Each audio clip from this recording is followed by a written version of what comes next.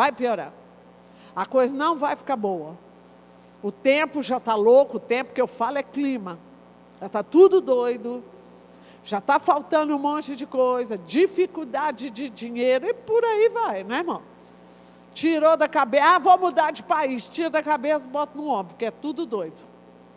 Está tudo ensandecido, porque chegou o tempo do fim. Vamos lá? E a gente precisa reavivar, a gente precisa buscar os valores cristãos. E esses valores cristãos vai pegar Deus, família, sociedade, o lugar onde eu estou vivendo, as pessoas que estão ao meu redor, coisas simples que o mundo está descobrindo, mas que para um crente não tinha que ser novidade. Generosidade gera generosidade. Bondade gera bondade. Na minha Bíblia está escrito: aquilo que o homem semeia é isso que ele colhe. Não pague o bem com o mal. Não pague uma coisa com a outra. Você precisa olhar para aquilo que é de Deus. O que eu vou plantar? Ninguém faz nada por mim. Eu vou fazer porque isso vai retornar para mim. Então são valores, são coisas que nós precisamos abrir os nossos olhos e começar agora. Vou falar uma coisa para você.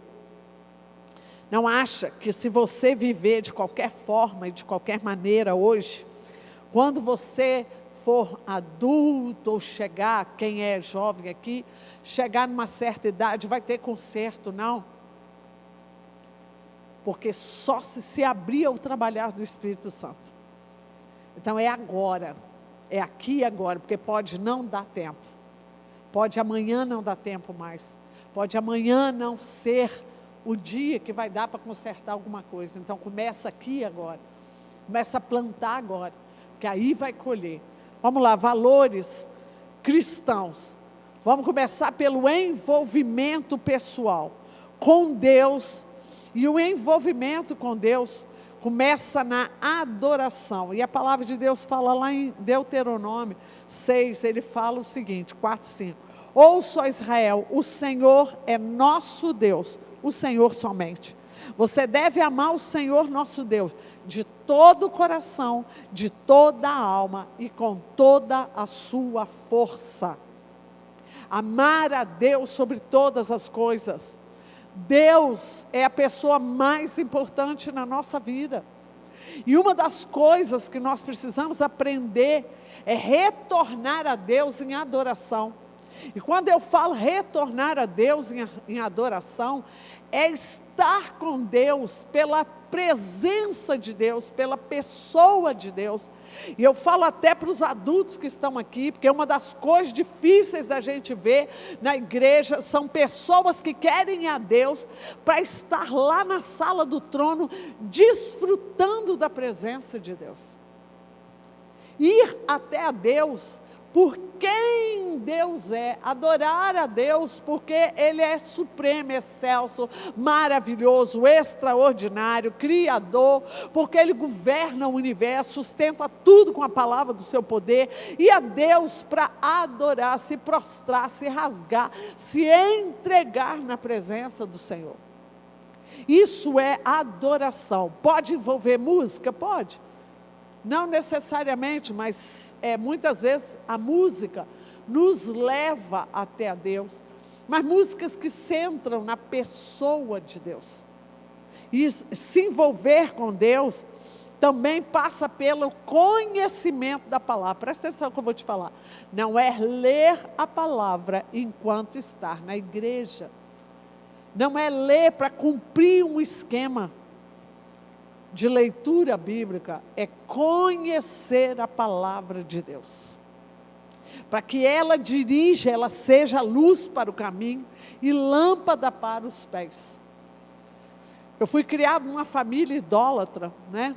Vou falar aqui o nome da religião, mas a gente não tinha nenhum contato, a não ser dentro da leitura, dentro da igreja, que era uma leitura distorcida. Então, quando eu conheci de fato a Jesus, eu tinha 35 anos.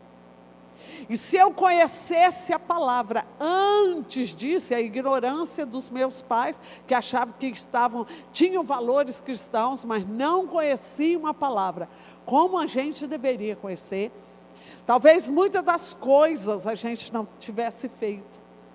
Porque a gente foi criado com juízo, a gente foi criado com muita educação, vara curta, né, fio de luz, apanhando e andando na linha. Mas eu não conhecia a palavra de Deus. Então presta atenção. A palavra de Deus, ela guia, ela dirige, ela abre os olhos. Mas não é o conhecer da leitura superficial, é do estudar a palavra de Deus. Leia numa linguagem que você entende. Outra coisa é a oração. Orar. Vou orar, Senhor abençoa, amém. Vou dormir, deitado com os olhos para cima. A oração não tem que ser formal, a oração não tem que ser litúrgica, a oração não tem hora nem tempo para acontecer. A oração é o único meio de comunicação com Deus. Então falar com Deus é mais do que abrir a boca e soltar a palavra. Se é um meio de comunicação com Deus, a oração, eu preciso ser sincero, eu preciso falar com Deus todo o tempo todo. A minha mente está voltada para Deus, e ainda que eu esteja fazendo outra coisa, eu vou estar com o meu espírito ligado a Deus, porque o Espírito de Deus reside em mim, estou em ligação, Ele me dirige e a minha mente me conduz a Deus o tempo todo. Então orar é mais do que abrir a boca e soltar palavras. Orar é conversar, é dialogar. Sabe o que é dialogar? Um fala, o outro responde. Como é que Deus vai responder, pastor? A mim ele fala. Quem nem precisa levantar a mão, quem não sabe ouvir a voz de Deus. Como é que eu reconheço a voz do meu esposo, mesmo que de longe? 45 anos de casamento. Como é que a Tânia sabe que mesmo os dois, ela e o pastor, não estão no mesmo recinto, como é que ela sabe que é a voz dele ou ele sabe que é a voz dela? Por tempo de relacionamento. Deus tem um modo de falar comigo que não é o mesmo que tem com a Sheila. Deus tem um modo de falar comigo que não é o mesmo que tem com o Gabriel. O Deus tem um modo de falar com a Nathalie que não é o mesmo que fala comigo. Mas você tem que descobrir como é que Deus fala com você. E qual é o som da voz de Deus. O dia que você fizer isso, você vai ficar inebriado, não vai querer outra coisa, amém? Envolvimento pessoal com a família.